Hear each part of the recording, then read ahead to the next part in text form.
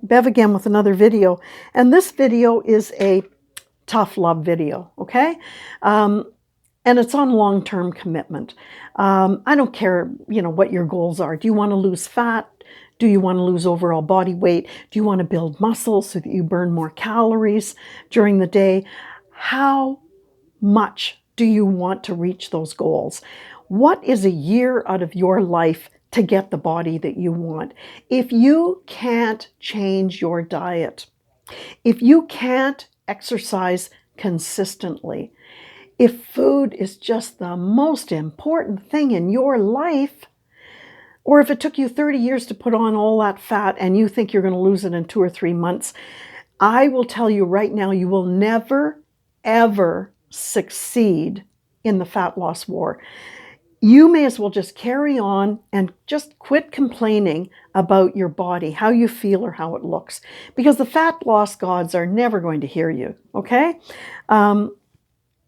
It's not biochemically possible to reach your goal in a healthy way without a change in your lifestyle. And that includes a change in your diet. And I'm not talking about, you can lose a bunch of weight in starvation, right? But I'm talking about a real lifestyle change. You can't just suddenly starve yourself or not eat any carbs or not eat any fats.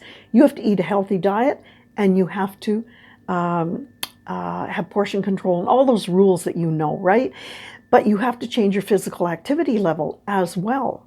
Okay, I chose weightlifting. I don't know what you'll choose, but I went 4, 5, or 6 days a week weightlifting. But as a personal trainer, eventually I became a personal trainer. It was really quite frustrating. And, I'm only being honest. I would say, you're lucky if you have 10% of your clients that are actually successful. And I mean where they keep the weight off. Like me, I went in my early 60s. I joined a gym. I got a personal trainer. It took me 19 months to move from obesity to physical fitness, but I maintained it, and I've kept it off for 12 years. I'm 74 now, right? So I did make a lifestyle change. Now, my husband, I was frustrated, and I was talking to my husband about all these clients, and he said, but you are driven, Bev. You are different than most of those clients. I said, well, what do you mean? He said, well, you have the ability to maintain the focus, to maintain the long-term commitment. And most people just won't do that. And I thought, well, where do I get this drive? And he said, well, all of the Morrissey women are like that. He said, I don't know if it's in the genes or whatever, but you're driven, right? And I thought, oh, I never thought about that. And I caught thinking about my various cousins and all these women. I thought, well, yeah, they have done well in life. Interesting. But it doesn't mean you can't be. So what I want to say here is you have to change your paradigm. Let's take me. When I first started exercising, and I'd never been in a gym, I went in my early 60s. Now, do you think it was easy for me? Do you think I wanted to do what I had to do? No. What I did is I came home from work, a full-time job, a stressful job. I got home. I'd rather have just had a glass of wine and sat down, right? No. I walked the dog. I got changed. I got in the car, and I drove to the gym, and I exercised for an hour. Now, I didn't feel great going up there. I sure felt great leaving the gym because I had done it. And when I retired, I found if I didn't go in the morning, well, I didn't go. Other things got in the way, and I just, whatever I was doing, I couldn't be bothered going to the gym. So I found that now that I'm retired, I have to go at 8 in the morning for an hour. If I don't go, I don't do it. So this commitment has continued, right? Maybe at a different time.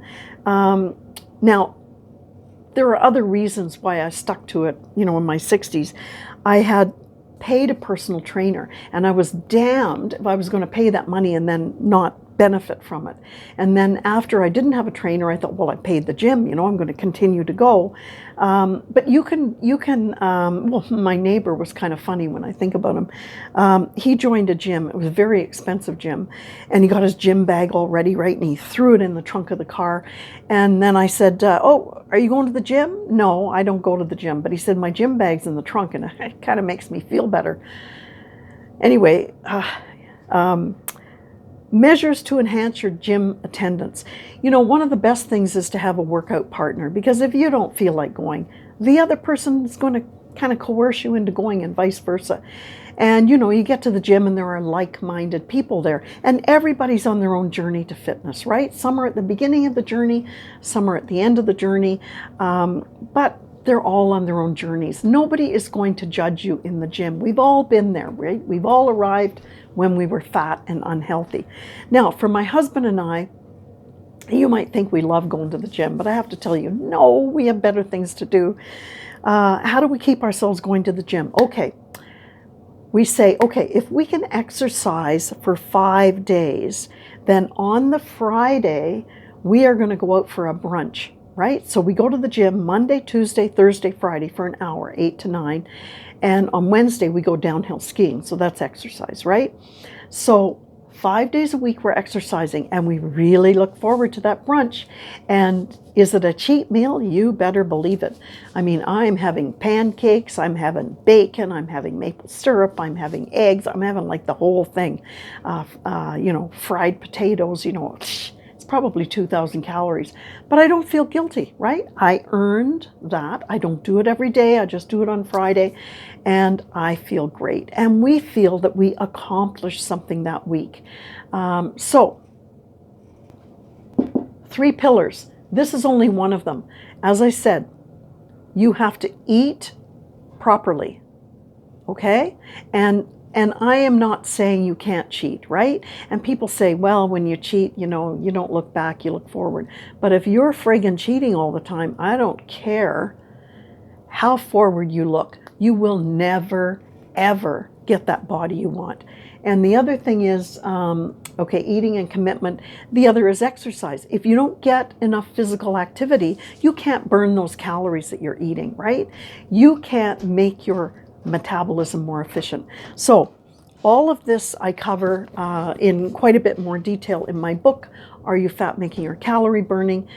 It's available across the globe. It's doing quite well. Read the online reviews. Anyway, you want to do it? Quit praying to the fat loss gods and just frigging do it.